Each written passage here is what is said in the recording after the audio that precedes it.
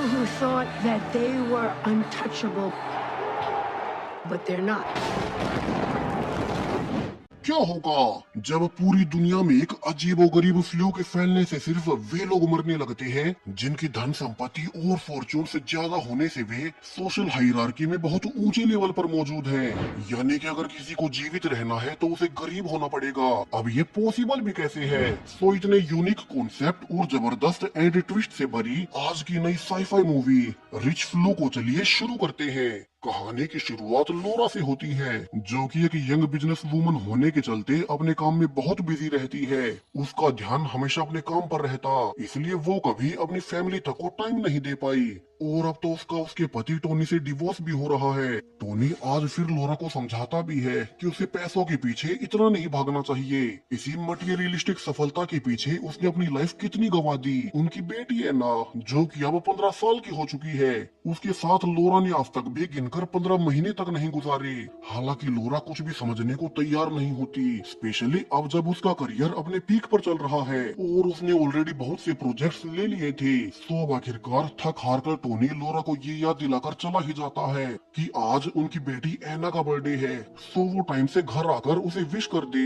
अब लोरा को तो सच में ही ये याद नहीं था और वो अपने असिस्टेंट क्रिस को एक केक रेडी करवाने को कहती है। हालांकि वो खुद अभी एना के पास नहीं जा पाएगी, क्योंकि आज एक बड़े बिजनेसमैन ने अपने नए प्रोजेक्ट के लिए शेयर होल्डर्स को बुलाया था और लोरा कैसे भी करके ये मौका गंवाना नहीं चाहती। उसे आज ही उस बड़े बिजनेसमैन स्नेल के प्राइवेट जेट में बैठकर उसके प्रोजेक्ट की लोकेशन पर जाना होगा, जो कि अलास्का में है। लोरा अब धीरे धीरे लगातार काफी ऊंचे लेवल तक पहुंचने लगी है। आज पहली बार उसे प्रेस ने इंटरव्यू के लिए पूछा, तो वो काफी खुश थी और वो अपने पति टोनी को वीडियो कॉल पर बता भी देती है कैसे वो उनकी बेटी के बर्थडे पर आ नहीं पाएगी, क्योंकि उसे एक बिजनेस डील के लिए अलास्का जाना है। तो वो उनकी बेटी को उसकी ओर से कोई गिफ्ट दे दे। अब कॉल कटने के बाद क्रिस लोरा को रिवील करता है कि अजीब कारणों से पिछले 2 दिनों में दुनिया के 5 सबसे अमीर आदमी अचानक से मारे गए। यहाँ लोरा अब तक रनवे तक पहुंच चुकी थी, तो वो इस पर ज्यादा ध्यान नहीं देती, लेकिन उसे पता नहीं था कि उसकी लाइफ जल्द ही कितनी बदल जाएगी। अब इस आलीशान जेट में लोरा के अलावा एक और अमीर बिजनेसमैन पाब्लो भी था और वो भी लोरा से डिस्कस करता है कि अचानक से दुनिया के 5 सबसे अमीर आदमी सिर्फ 2 दिनों में कैसे मारे गए, वो भी बिना किसी बीमारी के। इसी दौरान लोरा ने ध्यान दिया कि उसके दांत अजीब कारणों से शाइन हो रहे हैं। अब ऐसा क्यों, ये हमें आगे पता चलेगा। खैर आज लोरा वीडियो कॉल पर ही अपनी बेटी एना को विश करती है, मगर एना उससे बहुत नाराज थी, सो वो कॉल पर नहीं आती। और कुछ घंटों के सफर के बाद फाइनली जेट अलास्का पहुंच चुका था, जहां से सभी इन्वेस्टर्स को उसी बिजनेसमैन स्नेल की लोकेशन तक जाने के लिए डॉग स्लेजेस का इस्तेमाल करना होगा। जाते हुए उन्हें ब्रीफ भी किया जाता है कि स्नेल इंडस्ट्रीज के लिए ये प्रोजेक्ट बहुत बड़ा है और अगर वे इसमें भागीदार बन गए तो जल्दी बहुत ऊंची लेवल तक पहुंच जाएंगे। पूरा ग्रुप यहाँ से मिस्टर स्नेल की सेटलमेंट तक पहुंच जाते हैं, जहाँ खुद मिस्टर स्नेल सभी इन्वेस्टर्स को स्पीच देते हैं कैसे वो ऐसे ही मुश्किल प्रोजेक्ट्स पूरे करके ही अमीर बना है और अब वे इस नए प्रोजेक्ट में अलास्का जैसे मुश्किल हालातों वाली जगहों पर माइनिंग करेंगे, जो कि आज तक कोई कंपनी नहीं कर पाई। मिस्टर स्नेल के अनुसार उन जैसे दुनिया भर के चुनिंदा लोग ही आगे बढ़ पाते हैं, क्योंकि वे अपनी तरक्की के लिए किसी भी हद तक जाने को तैयार हैं और उसे ऐसे ही एम्प्लॉइज की जरूरत है। यहाँ उसकी स्पीच से खुश होकर सभी इस डील के लिए तैयार थे। कुछ देर बाद मिस्टर स्नेल अकेले में लोरा से भी मिलता है। उसे पता चला था कि लोरा ने सिर्फ कुछ ही सालों में इतनी तरक्की कर ली और वो उसे कांग्रेट्स करता है। लोरा भी बताती है कि उसे इसके लिए अपनी फैमिली तक को छोड़ना पड़ा है, मगर उसने मिस्टर स्नेल से ही सीखा है कि अगर आपको ऊपर जाना है तो फैमिली जैसी टाइम वेस्ट चीजों को पीछे छोड़ना होगा, और इसीलिए वो अपने काम के लिए अपने पति से डिवोर्स तक ले रही है। अब स्नेल ये सुनकर बहुत इम्प्रेस्ड था और वो लोरा को भी अपनी कंपनी के लिए अपॉइंट कर लेता है। लोरा का यहाँ से पहला टास्क होगा कि वो स्नेल इंडस्ट्रीज की ओर से एक बीड में भाग ले और वहाँ पर सबसे ऊंची बोली लगाकर एक आर्टिफैक्ट को खरीदे। सो लोरा अब अगली सुबह ही वापस लौट आई। यहाँ उसकी बेटी अब तक नाराज थी। सो लोरा ऑनलाइन मार्केट की खबरें पढ़ने लगती है।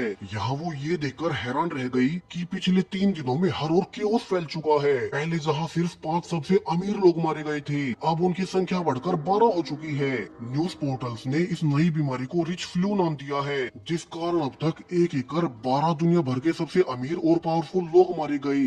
इसे शेयर मार्केट तो गिरा ही, हर और क्योस भी फैल गया।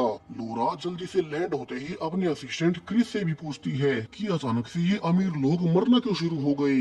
वहीं इसका कारण अभी तक कोई नहीं पता लगा पाया कि ये कौन सा फ्लू है। अब क्रिस भी इस बारे में परेशान था और वो कहता भी है कि क्या लोरा को आगे बिजनेस करना भी चाहिए।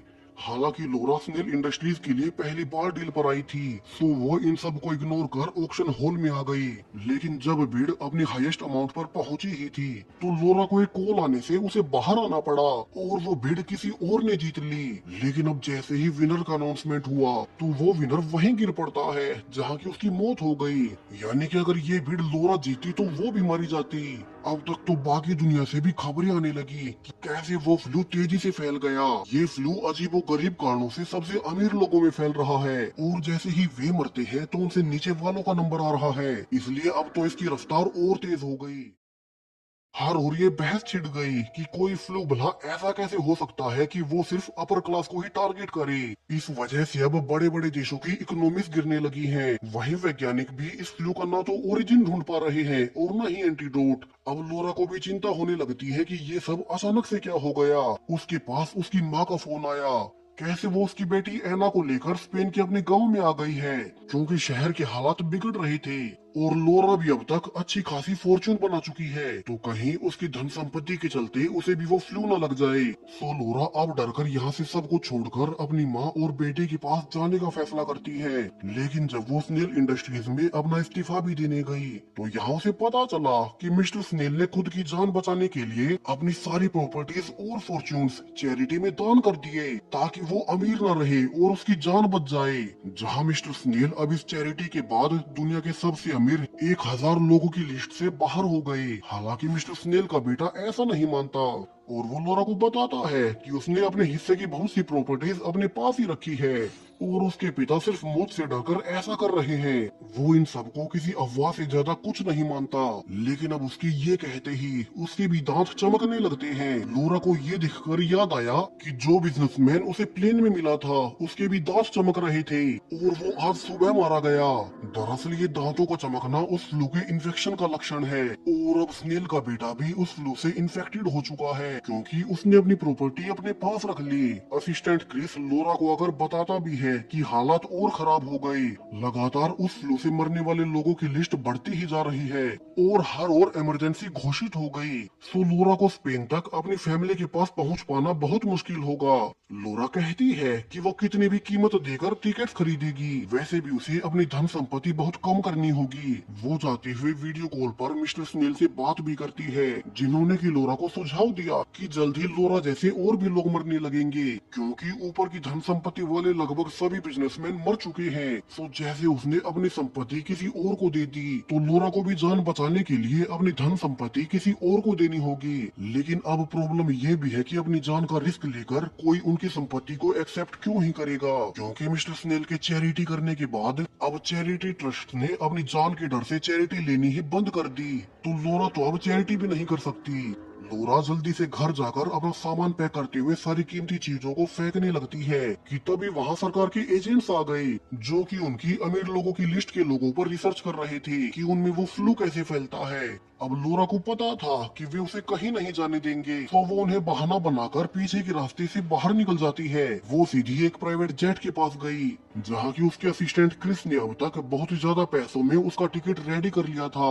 यहाँ लोरा अब चालाकी दिखाते हुए क्रिस को कहती है कि चूंकि उसने उसकी इतनी मदद की, तो वो इसके लिए क्रिस को अपनी सारी संपत्ति देना चाहती है और वो एक पेपर पर साइन करके सारी संपत्ति खुद के नाम पर ट्रांसफर कर ले। हालांकि क्रिस को पता था कि लोरा सिर्फ अपना पीछा छुड़ा रही है और ऐसे तो वो खुद फंस जाएगा। सो उसने लोरा की प्रॉपर्टी वाले डॉक्यूमेंट्स पर साइन करने से मना कर दिया और अपने घर चला गया। यहाँ लोरा के प्लेन में और भी अमीर लोग थे जो कि डरे हुए थे। उनमें से किसी को ऐसा कोई नहीं मिल रहा जिसे कि वे अपनी धन संपत्ति देकर अपना पीछा छुड़ा सके।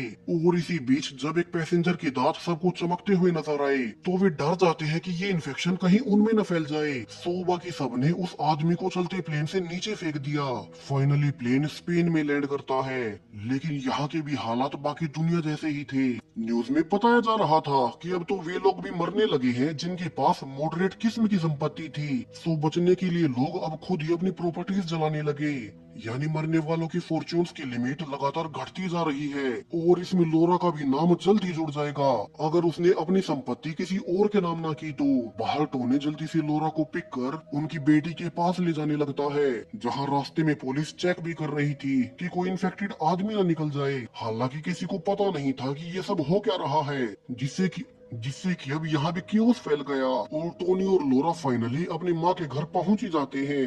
यहाँ लोरा की माँ मार्था बहुत परेशान थी। वो लोरा को कहती भी है कि उसने हमेशा तरक्की के बारे में सोचा और अब उसकी वही फॉर्च्यून्स उसकी जान की दुश्मन बन गई है। हालांकि अब वो चाहकर भी अपने पास्ट को लेकर कुछ नहीं कर सकती। लोरा अब इसी छोटे से गांव में रहना शुरू करती है। यहाँ उसे हर कोई उसकी माँ की वजह से जानता था, तो कुछ लोग तो उसे देखकर डर भी जाते हैं कि कहीं वो अपने साथ वो इन्फेक्शन न ले आई हो। एक आदमी लोरा को याद दिलाता है कैसे उसने जो घड़ी पहन रखी है वो लोरा ने वेटर्स की अपनी पहली जॉब करके खरीदी थी। यहाँ कुछ नेबर्स उस फ्लू को लेकर अपनी थ्योरी भी देते हैं, कैसे ये फ्लू सोशल हायरार्की में लगातार नीचे आ रहा है। सो किसी को नहीं पता कि ये किस लेवल तक नीचे आकर रुकेगा। अब लोरा अपने पति टोनी के साथ अकेले में बैठकर डिस्कस करती है कैसे उसने सिर्फ पैसे कमाने के लिए अपनी लाइफ बर्बाद कर दी, अपना सारा टाइम काम को दे दिया जो कि उसे अपने पति और अपनी बेटी के साथ बिताना चाहिए था। लेकिन अब उसे भी नहीं पता कि इस फॉर्चून की वजह से कब उसकी मौत हो जाए। वो टोनी को कन्फेस भी कर लेती है कैसे उसने धोखा देकर अपनी जान बचाने के लिए अपने असिस्टेंट के नाम प्रॉपर्टी करने की कोशिश की थी, लेकिन उसे पता चल गया और वो भी अब उससे नफरत करने लगा है। लोरा को भी अब खुद के ऊपर गिल्ट हो रहा है जो उसने इतनी गिरी हुई हरकत की। अब वे बातें कर ही रहे थे कि बाहर से बहुत से लोगों की भीड़ आकर चिल्लाने लगती है कि लोरा चूंकि काफी अमीर है तो वो उनके गांव से निकल जाए, उसकी वजह से वो इन्फेक्शन कहीं उनके गांव में ना जाए।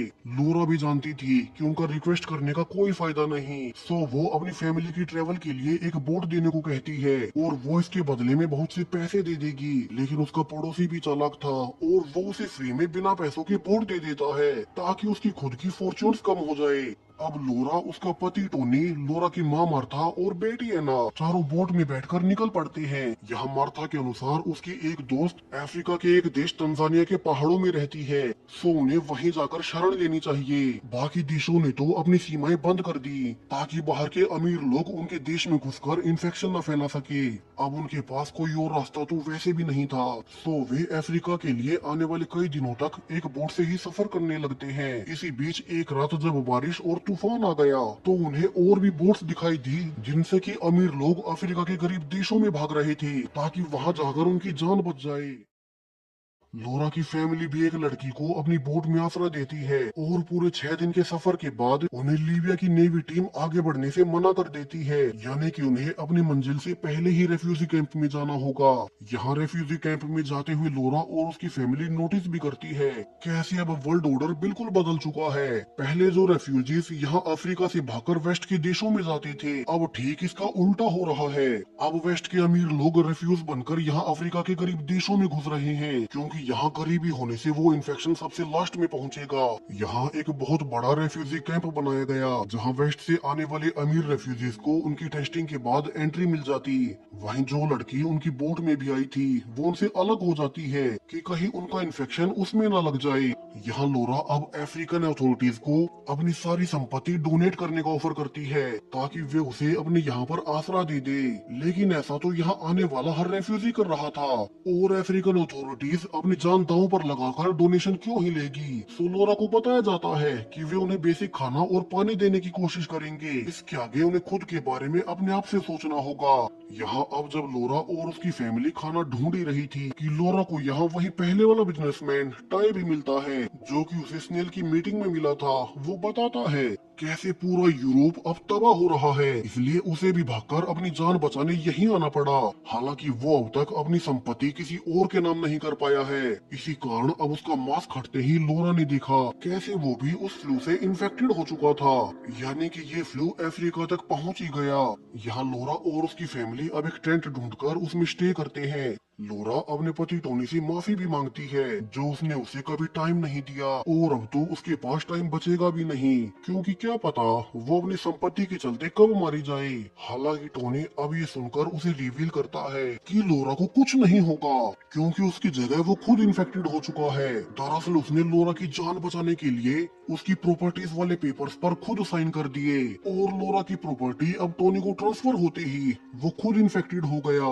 वो रिवील करता है कैसे उसने अपनी लाइफ अपनी बेटी के साथ अच्छे से जी है, इसलिए उसने लोरा की जगह खुद को सेक्रीफाइस किया ताकि लोरा भी अपनी आने वाली लाइफ एना के साथ बिता सके। हालांकि लोरा ये सुनकर बहुत गुस्से में थी, सारी गलती उसी की थी, फिर भी उसके पति ने उसकी सजा खुद पर ले ली, और वो भी तब जब वो कुछ ही दिन पहले अपने पति टोनी से डिवोर्स लेना चाहती थी ताकि अपने बिजनेस पर ज्यादा ध्यान दे सके।